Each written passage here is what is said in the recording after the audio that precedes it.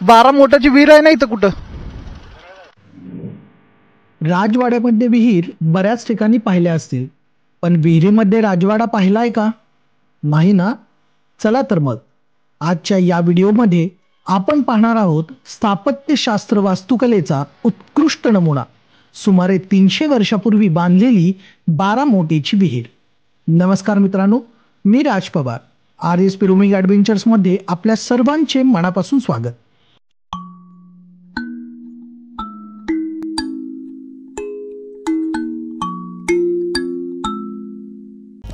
राष्ट्रीय महामार्ग क्रमांक 4 ने सातारा शहराकडून पुण्याकडे येत असता साधारणतः 12 किलोमीटरवर लिंब फाटा लागतो. तेथून उजवीकडे आत गेल्यावर 3 किलोमीटरवरती लिंब गाव आहे. या गावाच्या दक्षिणेला 2 किलोमीटर अंतरावर शेरीची वाडी या ठिकाणी कृष्णा नदीच्या तीरावर ही 12 मोटीची विहीर आहे. इसवी सन 1719 ते 1724 या दरम्यान छत्रपती शिवाजी महाराज यांचे नातू व छत्रपती संभाजी महाराज यांचे पुत्र शाहू महाराज यांच्या कारकिर्दीमध्ये श्रीमंत वीरूबाई भोसले यांनी या विहिरीचे बांधकाम केले.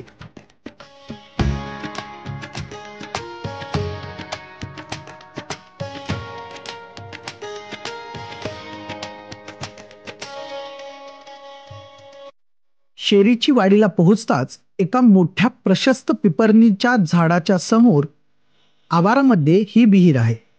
प्रत्यक्ष मूळ विहिरीत प्रवेश करण्याआधी आड विहिरीसाठी प्रशस्त पायऱ्या आणि भक्कम पूल आहे. ही विहीर आड विहीर, मुख्य विहीर, गुप्त खलबतीसाठी छुपा महल अशा 3 भागात बनवली आहे. तसेच छुप्या महलात आणि विहिरीत जाण्यासाठी छुप्या भुयारी वाटा आहेत. ही विहीर 110 फूट खोल, 50 फूट व्यास असलेली अष्टकोनी आणि शिवलिंगाकृती आहे.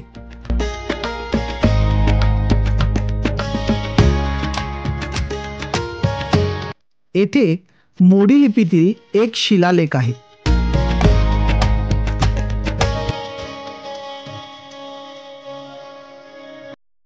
महालामध्ये विविध चित्रे कोरलेली आहेत. यामध्ये श्री गणेश, हनुमान, कमलपुष्पे अशी अनेक शुभ शिल्पे आहेत.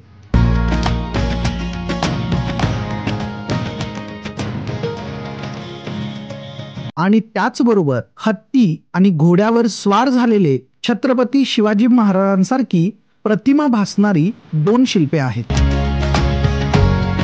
या महालाच्या दोन्ही बाजूस सुंदर कोरीव काम असणाऱ्या खांबासह खिडकी वजा कुंभ्या आहेत. विहिरीच्या आत वरील बाजूस सिंहाचे शरीर व वाघाचा चेहरा असलेल्या मूर्त्या आहेत. हे शिल्प मराठ्यांच्या शौर्य आणि समृद्धीचे प्रतीक समजले जाते.